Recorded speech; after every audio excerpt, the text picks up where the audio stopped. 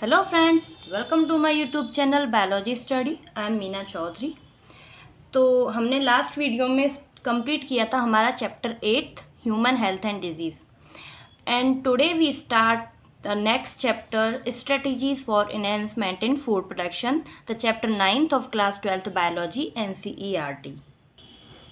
तो इस चैप्टर के अंदर हम पढ़ने वाले हैं animal husbandry, plant breeding, single cell proteins and tissue culture. Okay, तो सबसे पहले हम समझ लेते हैं जो चैप्टर 9th है, यानी कि strategies for enhancement in food production. इसका मतलब क्या है, यानी कि जो ये चैप्टर है इसके अंदर हम क्या देखने वाले हैं, ऐसी स्ट्रेटजीज या फिर टेक्निक्स के बारे में पढ़ने वाले हैं जिनकी हेल्प से हम क्या करने वाले हैं, फूड प्रोडक्शन। ठीक है, तो हम देखेंगे ऐसी टेक्निक्स या फिर स्ट्रेटजीज जिससे हम क्या कर सके, फूड प्रोडक्शन को बढ़ा सके।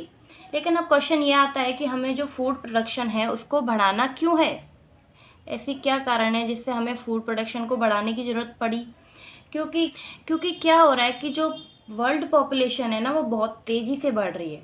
ठीक है, अगर वो बहुत तेज़ी से बढ़ रही है, इसकी वजह से क्या होगा, जो फील्ड्स हैं वो भी कम हो रहे हैं, यानी कि खेती करने के जो फील्ड हैं, खेत हैं, वो भी क्या हो रहे हैं, कम हो रहे हैं। और जो फूड की डिमांड है वो भी बढ़ रही है, क्योंकि पॉपुलेशन बढ़ेगी तो जाहिर सी बात है कि फूड प्रोडक्शन भी बढ़ना चाहिए, ताकि जो फूड है उसकी जो पर्याप्त मात्रा में सबको मिल सके वो फूड। ठीक है, तो इसीलिए हम लोग क्या करेंगे, कुछ ऐसी स्ट्रेटजीज या टेक्निक्स को यूज़ करेंगे जिससे कि फूड प्रोडक्शन को बढ़ाया जा सके कम फील्ड में भी। ठीक है, क्योंकि फील्ड कम होते जा रहे हैं ना, पॉपुलेशन बढ़ रही है, तो फिर वो जो फील्ड हैं वो कम हो रहे हैं, पेड़ कट रहे हैं, जिसकी वजह से क्या हो रहा है कि जो फूड है वो भी कम हो रहा है।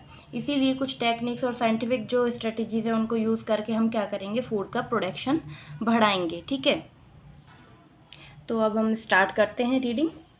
With ever increasing population of world, enhancement of food production is a major necessity.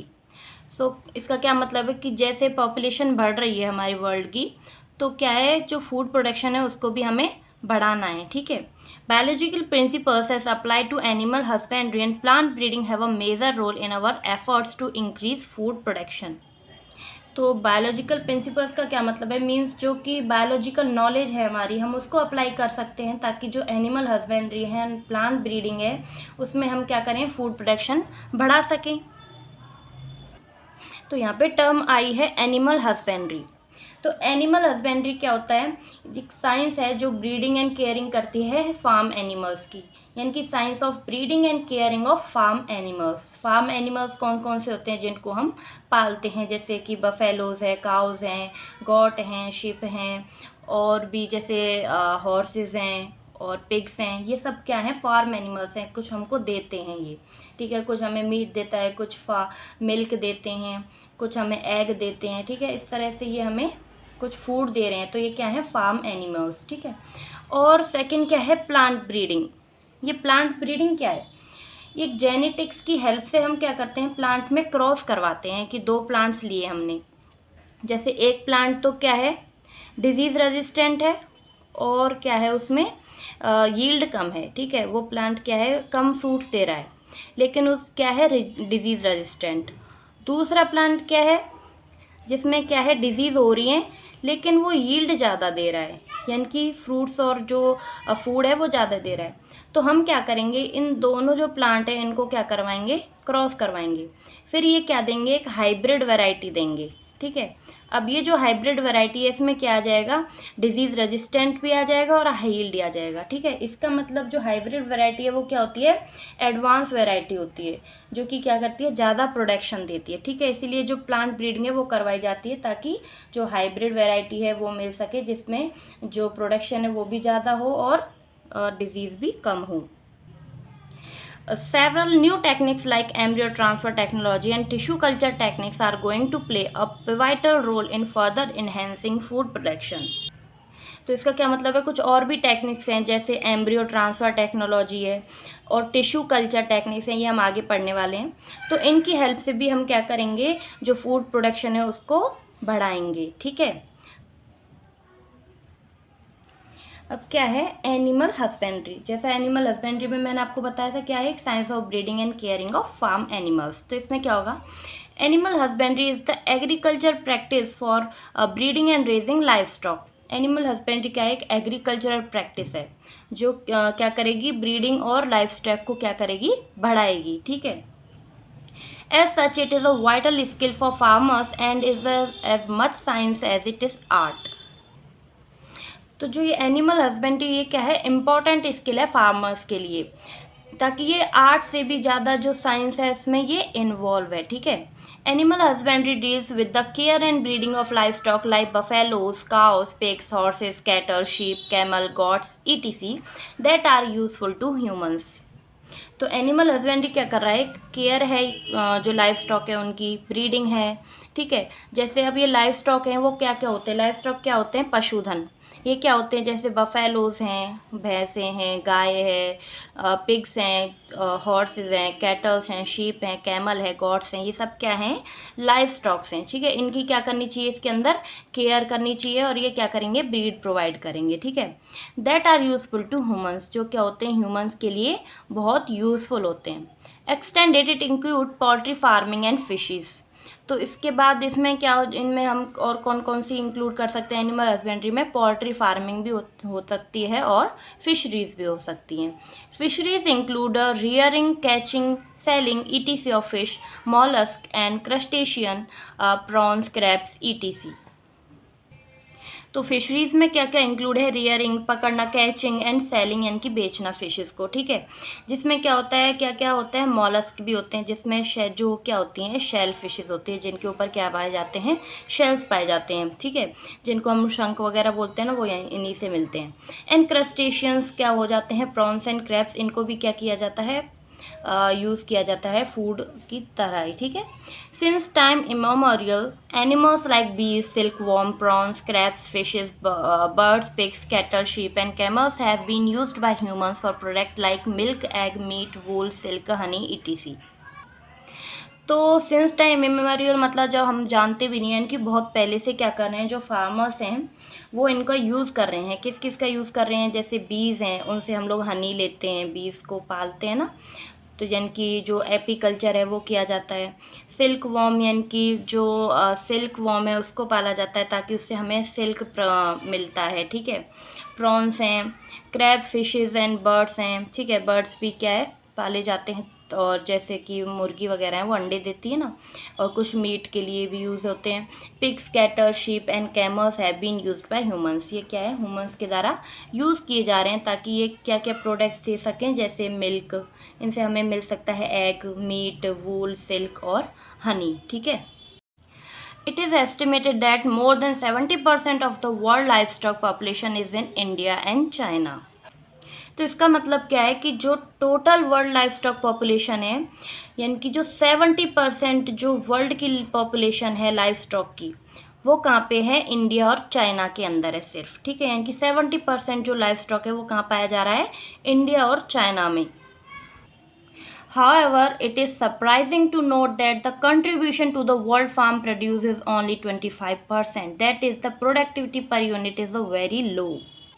लेकिन ये क्या है, सरप्राइजिंग है, क्योंकि जो 25% ऑफ फार्म प्रोडक्शन है ना, वही जो 70% कंट्रीब्यूशन है चाइना एंड इंडिया की जो लाइफ स्टॉक है उसका, सिर्फ 25% क्या दे रहे हैं, प्रोडक्शन दे रहे हैं, ये कि बहुत कम है, ठीक है। इसकी प्रोडक्टिविटी जो है वो क्या है, बहुत कम, क्योंकि 70% तो टोटल जो लाइफ स्टॉक है वो इंडिया और चाइना के पास है, लेकिन वो सिर्फ प्रोडक्शन कितना दे रहे हैं, 25%, जो कि क्या है, बहुत कम, ठीक है।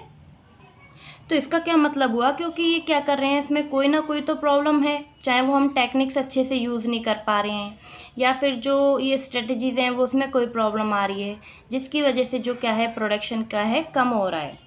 Hence, in addition to conventional practice of animal breeding and care, newer technologies also have to apply to achieve improvement in quality and productivity. तो कन्वेंशनल जो प्रैक्टिसेस है उनका क्या मतलब है कि जो पहले से किसान यूज़ करते आ रहे हैं ना, उनके इसमें उसके साथ साथ क्या है, जो न्यू टेक्नोलॉजीज़ हैं उनको भी अप्लाई करना चाहिए, ताकि जो क्वालिटी एंड प्रोडक्टिविटी है उसमें क्या हो सके, इम्प्रूवमेंट हो सके, ठीक है। तो अब नेक्स्ट है management of farms and farm animals. A professional approach to what have been traditional practices of farm management gives the much needed boost to our food production. Let us discuss some of the management procedures employed in various animal farm systems. तो इसका क्या मतलब है कि कैसे हम जो professional approaches हैं उनको हम लेके आएंगे हमारी ट्रेडिशनल प्रैक्टिसेस में, ताकि जो न्यू बूस्ट है वो मिल सके हमारी फूड प्रोडक्शन को। प्रोफेशनल अप्रोचेज़ क्या हैं कि जो हम लेके आएंगे प्रोफेशनल अप्रोचेज़, यानी कि कैसे हम जो है साफ़ सफाई रख सकते हैं, कैसे जो लाइव स्टॉक हैं उनको कैसे हम सेफ़ एनवायरनमेंट प्रोवाइड कर सकते हैं, कैसे उनको डिजीज़ फ्री रख सकते हैं, ठीक है, ताकि कैसे हम उनको रेगुलर चेकअप्स के थ्रू ये सब करवा सकते हैं। तो इन्हीं के बारे में हम पढ़ने वाले हैं आगे, ठीक है, कैसे कैसे जो मैनेजमेंट प्रोसीजर्स हैं उनको हम देखते हैं नेक्स्ट। तो सबसे पहले हम देखने वाले हैं dairy farm management. Dairying is the management of animals for milk and its product for human consumption. तो डेयरी क्या एक मैनेजमेंट है एनिमल्स का, ताकि वो क्या करें मिल्क और जो प्रोडक्ट्स हैं वो ह्यूमंस के लिए दे सके, है ना। Can you list the animals that you would expect to find in a dairy. तो क्या हम जो एनिमल्स हैं उनको हम लिस्ट बना सकते हैं उनकी, कि जो डेयरी में यूज़ हो रहे हैं हमारे, ठीक है। What are different kind of product that can be made with the milk for a dairy farm? और कौन कौन से जो टाइप्स के प्रोडक्ट्स हैं वो बन सकते हैं किससे, मिल्क से, डेयरी फार्म के अंदर। In dairy farm management, we deal with the process and system that increase yield and improve quality of milk. तो जो डेयरी फार्म है उसमें जो मैनेजमेंट है वो कैसे करेंगे हम, जिससे जो यील्ड है और इम्प्रूवमेंट है क्वालिटी की वो हो सके मिल्क की, ठीक है। Milk it is primary depend on the quality of breeds in the form. तो जो मिल्क का यील्ड है वो किसके ऊपर डिपेंड है, जो ब्रीड्स की क्वालिटी है उसके ऊपर, ठीक है, यानी कि हम कौन सी जो क्वालिटी है वो यूज़ कर रहे हैं मिल्क यील्ड में। Selection of a good breeds having a high yield potential under the climatic condition of an area combined with resistance to a disease is very important for the yield potential to be realized. The cattle have to be very important. For the yield potential to be realized, the cattle have to be well looked after. They have to be housed well, should have adequate water and be maintained disease free. तो इसके अंदर क्या है, जो milk yield है उसको हम बढ़ाएंगे, ठीक है। मिल्क यील्ड को बढ़ाने के लिए है क्योंकि वो क्यों ज़रूरी है, मिल्क से क्या है हमें और भी जो प्रोडक्ट्स हैं वो मिलते हैं, जैसे कि हमें मिलता है मिल्क से पनीर, घी, बटर, कर्ड या फिर योगर्ट, ये सब क्या है मिल्क प्रोडक्ट्स हैं। मिल्क एनिमल्स हैं जो कि क्या प्रोवाइड करते हैं, मिल्क प्रोवाइड करते हैं, उनकी क्वालिटी को बढ़ाएंगे तभी जो ये प्रोडक्ट्स है वो हमको मिल पाएंगे। तो इसीलिए उनके मैनेजमेंट में क्या आता है, सबसे पहले जो ब्रीड है वो हम क्या लेंगे, सुपीरियर ब्रीड लेंगे, ठीक है, यानी कि वो डिजीज़ फ्री भी हो, ठीक है, और हाई यील्ड भी हो। तो ऐसे हम क्या करेंगे, सबसे पहले जो ब्रीड है वो सेलेक्ट कर लेंगे। उसके बाद क्या करेंगे, गुड ब्रीड सेलेक्ट करने के बाद हम जो फॉडर है उनका, यानी कि जो चारा है वो कैसा होता है, कंसनट्रेटेड पर रफेज, ठीक है, जिसमें क्या होता है अच्छा भी होता है और कुछ क्वालिटी उसमें कम भी होती है। तो जो कमी है हम उसी को दूर करेंगे ना, हम उसमें पूरा चारा तो अलग नहीं कर देंगे बिल्कुल सेपरेट, या फिर नया चारा ला देंगे उसकी जगह, ऐसा नहीं करेंगे। उसमें जो कमी है हम सिर्फ वही चीज़ डाल के उस जो चारा है उसको प्रोवाइड करेंगे जो एनिमल्स हैं उनको, ठीक है, जिससे क्या होगा, हमें सिर्फ जो उसमें कमी है वही पूरी हो जाएगी और हमको फिर जो प्रोडक्शन है वो अच्छा मिल पाएगा, ठीक है। और वहाँ पे हम क्या करेंगे, उनके लिए वेंटिलेशन प्रोवाइड करेंगे, यानी कि हवादार जो हाउसेस हैं उनको वो देंगे, ठीक है, ताकि वो अच्छे से अपना एनवायरनमेंट उनको फील हो, ठीक है।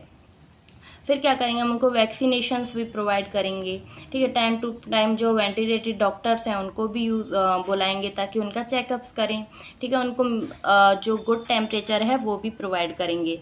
ये सब जो है वो हम क्या करेंगे, जो डेयरी फार्म मैनेजमेंट है उसके अंदर करते हैं, ठीक है। तो क्या हो गया, हाउस्ड वेल एंड एडिक्वेट जो वाटर है वो हम उनको पानी और डिजीज़ फ्री रेजिस्टेंट प्रोवाइड करेंगे, पानी देंगे, खाना देंगे, जो उनको ज़रूरी चीज़ है वो हम प्रोवाइड करेंगे।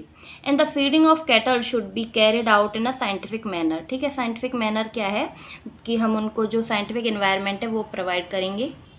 मीन्स कि जिस चीज़ की कमी है हम वही देंगे। जैसे चारे में हमने बताया कि कुछ जो चारे में किसी चीज़ की कमी है तो हम वही चीज़ उनको प्रोवाइड करेंगे, पूरा चारा चेंज नहीं करेंगे, ठीक है। यानी कि पूरा जो फॉडर है वो चेंज नहीं करेंगे, सिर्फ जिस चीज़ की कमी है हम उसको वो दे देंगे, जिससे कि क्या हो जाएगी, उनकी जो प्रॉब्लम है वो सॉल्व हो जाएगी और उनको जो फूड है वो अच्छे से मिल पाएगा, ठीक है।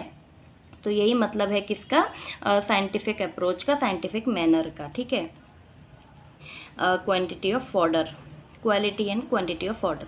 Besides standing, cleanliness and hygiene are the paramount important while a milking, storage and transport of the milk and its products.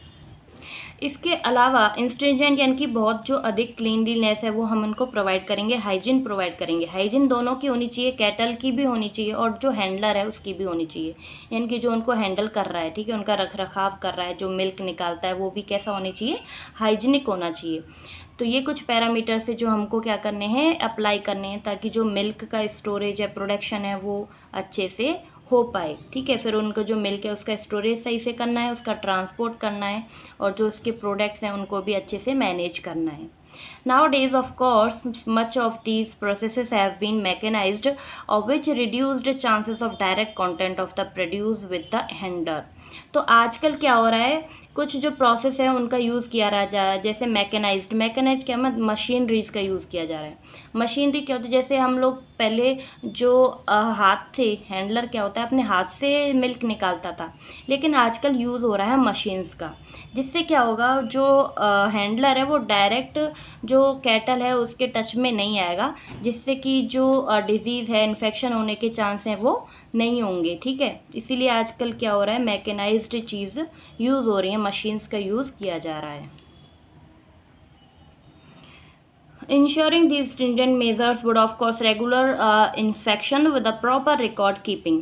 और इसके साथ साथ जो है वो हमने क्या करना चाहिए, जो इंस्पेक्शंस हैं उनको करना चाहिए, यानी कि जो रेगुलर डॉक्टर हैं उनको हमें बुलाना चाहिए और उनका रेगुलर चेकअप करवाना चाहिए और प्रॉपर रिकॉर्ड्स के साथ, ठीक है। It would also help to identify and rectify the problems as early as possible. Regular visits by a veterinary doctor would be mandatory. तो इससे क्या होगा कि जो हम उनकी प्रॉब्लम्स हैं कैटल्स की, उनको आइडेंटिफाई कर सकते हैं होने से, जो अर्ली पॉसिबल उनको हम अप्लाई कर सकते हैं ताकि कोई डिजीज़ वगैरह उनको ना हो, ठीक है। इसलिए जो रेगुलर विजिट्स हैं वेटरनरी डॉक्टर की, उनको करवाना बहुत ज़रूरी है। You would probably find it interesting if you were to prepare a questionnaires on a diverse aspect of a dairy keeping and then follow it up with a visit of a dairy farm in your locality and seek answer to the questions.